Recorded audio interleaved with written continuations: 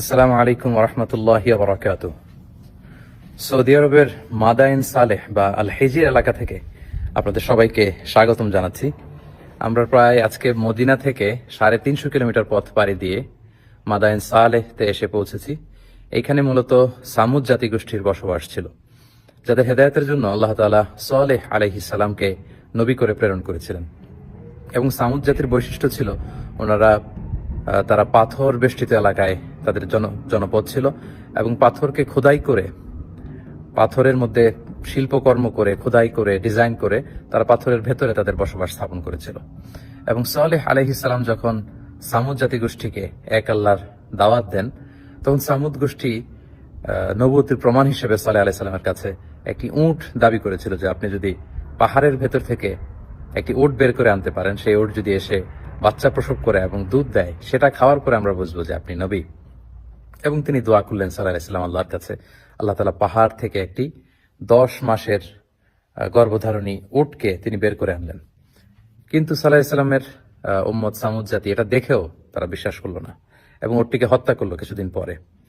এবং তাদের এই ধৃষ্টতার জবাব হিসেবে, শাস্তি হিসেবে আল্লাহ তাআলা জিবরিল আলাইহিস সালামকে পাঠালেন। উনি এসে একটা সাইহা বা সাউন্ড ওয়েভ, বিশাল একটি শব্দ তরঙ্গের মধ্য দিয়ে এমন বিকট আওয়াজ করলেন, ফলে সামুদ জাতি সমূলে নির্মূল হয়ে গেল, তাদের কানের পর্দা ফেটে সব লাশ হয়ে পড়ে রইল।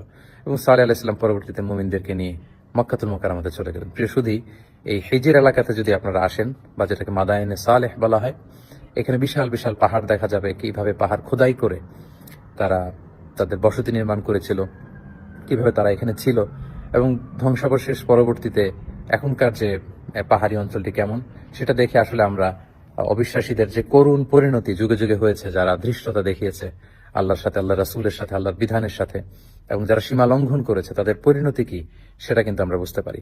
এবং তাদের এই পৃথিবী থেকে বিদায় নেওয়ার পরে কেমন রয়ে গেল ইতিহাসের চিহ্ন হয়ে এই মাদায়েনে সালেহ বা হিজর এলাকাটি, সেটি পরিদর্শনের জন্য আমরা এসেছি। আল্লাহ তাআলা কোরআনে বলেছেন, ফানদুরু কাইফা কানা আকিবাতুল মুকাজ্জিবিন, তোমরা পৃথিবী ঘুরে বেড়াও এবং অবিশ্বাসীদের সাথে আল্লাহ তাআলা যারা মিথ্যা প্রতিপন্ন করেছে আল্লাহর বিধানকে, আল্লাহর আইনকে, তাদের সাথে আমি কি আচরণ করেছি সেটা তোমরা ঘুরে দেখো এবং সেখান থেকে তোমরা শিক্ষা নাও।